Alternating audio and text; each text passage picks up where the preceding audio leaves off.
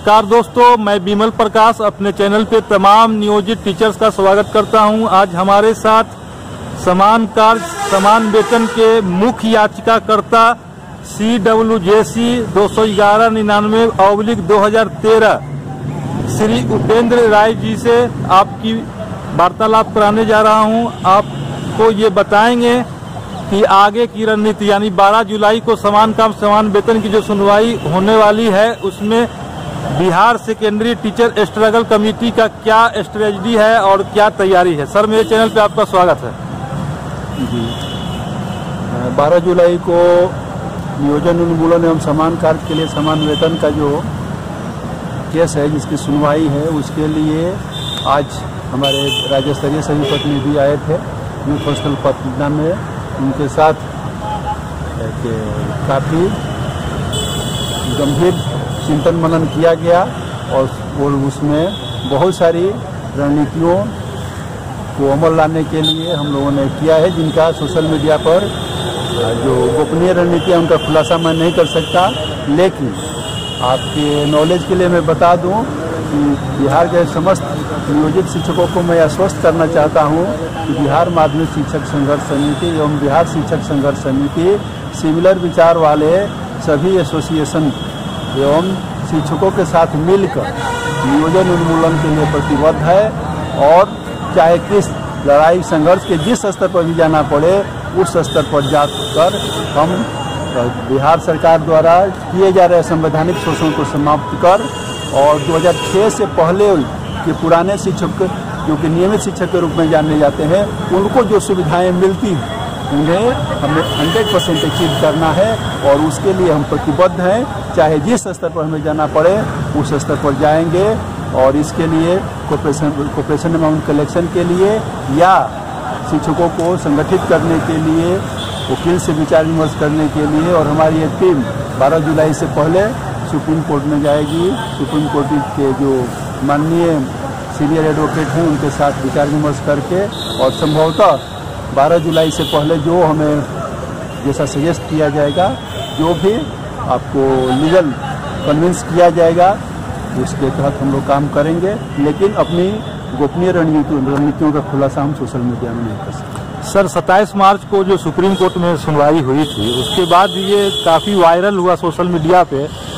कि supreme court एवं बिहार सरकार के बीच में ये तय हुआ है कि 40% बढ़ोतरी के साथ इस केस को जो है समाप्त कर दिया जाए। इस पे आपका क्या कहना है? ऐसा कुछ उस दिन कोई डायरेक्शन नहीं आया था। माननीय जो आदर्श कुमार गोयल जो कि सीनियर जज थे उनके द्वारा एक व्यू रखा गया था कि 40% प्रोस्पेक्टिवली दे दिया जाए और ये सुनवाई चलते रहेगी और फाइनल जो डिसीजन होगा और जब तक फाइनल डिसीजन नहीं होता है तब तक 40% दे दिया जाए, जो कि हम लोगों के जो पिटिशनर एडवोकेट थे सभी एडवोकेट्स ने उसको एक सिरे से नकार दिया और ये कहा गया कि किसी प्रकार के आपको नेगोशिएशन की आवश्यकता नहीं है और यदि आपको लगता है कि हमारे जजमेंट में कोई कमी है तो जजमेंट को मेरिट के आधार पर सुन लिया जाए और इसके आधार पर आपको उन्होंने जो उच्चतम न्यायालय के न्यायाधीश थे उन्होंने ये कहा कि माननीय जो अटॉर्नी जनरल हैं उनकी बात को सुनने के बाद 12 जुलाई को फाइनल हियरिंग के लिए रखा गया, डेट रखा गया, डिसाइड किया गया है और फाइनल हियरिंग के समय 12 जुलाई को अटॉर्नी जनरल द्वारा अब केंद्र सरकार की बात रखी जाएगी और उसके बाद SLP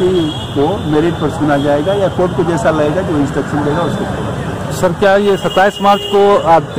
आदेश दिया गया है कि 12 जुलाई की जो बहस होगी वो अंतिम होगी? हाँ, निश्चित रूप से जो प्रोसीडिंग ऑर्डर 27 मार्च का जो प्रोसीडिंग ऑर्डर है उसमें आपको 12 जुलाई को फाइनल हियरिंग के रूप में लिखा गया है और चूंकि आदर्श कुमार गोयल का बेंच उस समय एग्जिस्ट कर रहा था लेकिन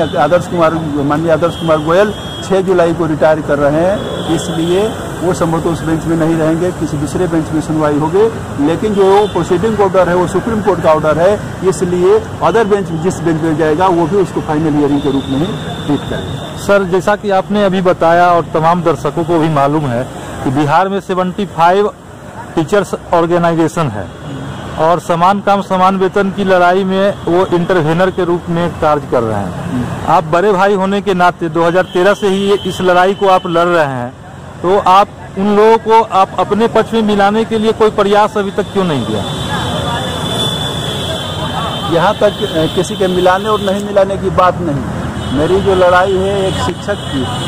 मैं यहाँ पर primary, secondary, higher secondary, TET, state, non, किसी प्रकार की किसी आपको डिसइंटीग्रेशन की आवश्यकता नहीं है। शिक्षक की और जो जजमेंट पटना हाई कोर्ट का जजमेंट भी है वो पूरी तरह से शिक्षकों के फेवर है। पटना हाई कोर्ट ने सिर्फ 2 कैटेगरी, नियमित और नियोजित, और बिहार सरकार नियमित और नियोजित, और पटना हाई कोर्ट ने पीरियड 2006 एंड आफ्टर 2006 2 कैटेगरी बनाया। लेकिन बिहार में जो छोटे मोटे नेता हैं या बड़े नेता हैं, वो अपनी नेतागिरी चमकाने के लिए शिक्षकों को विभिन्न ग्रुपों में बांटे हुए हैं, जबकि ऐसी कोई बात नहीं। जो जनरल डिसीजन है वो जो भी आएगा सब पर लागू होगा। यदि फेवर में आता है तो भी, अगेंस्ट में भी आता है तो मेरा व्यू क्लियर है कि जो इस लड़ाई को समझ रहे हैं, जो कॉम्पिटेंट एंड एफिशिएंट, जो हम दक्ष नियोजित शिक्षक हैं, उनको हम समझाते हैं कि भाई ये लड़ाई है, उसमें जिनको सूट करता है वो हमारे साथ हैं, जिनको नहीं सूट करता है वो नहीं। आपके साथ अभी कौन कौन संगठन है? हमारे साथ बिहार के जितने भी जो कॉम्पिटेंट एंड एफिशिएंट योग्य एवं दक्ष नियोजित शिक्षक हैं, वो यदि दूसरे एसोसिएशन में हैं तो हमारे साथ खड़े हैं। इसके अलावा आपको परिवर्तनकारी शिक्षक महासंघ, राष्ट्रवादी शिक्षक संघ, इसके अलावा आम शिक्षक चौपाल और इस प्रकार के और छोटे मोटे जो संघ हैं वो हमारे साथ हैं। लेकिन उनसे कोई ये नहीं है, इतर नहीं है, ये नवनियुक्त माध्यमिक शिक्षक संघ भी हमारे साथ है। और इसके साथ ही साथ संघ के अलावा बिहार के जितने भी अच्छे से योग्य एवं दक्ष शिक्षक है वो हमारे साथ खड़े हैं। चाहे किसी दूसरे एसोसिएशन में भी है तो हमारे मुद्दे पर जब हम कॉल करते हैं तो हमसे साथ आते हैं और हमारी रणनीति में उठा देते हैं। चलिए सर, बहुमूल्य जानकारी देने के लिए एवं मेरे चैनल पे आने के लिए आपका बहुत बहुत धन्यवाद। और मेरे चैनल की तरफ से आपको अग्रिम बधाई कि 12 जुलाई को आपकी मुकम्मल जीत हो और बिहार के 3.5 लाख नियोजित शिक्षक उस दिन दिवाली, दशहरा एवं ईद मनाएंगे। चलिए बहुत बहुत धन्यवाद सर।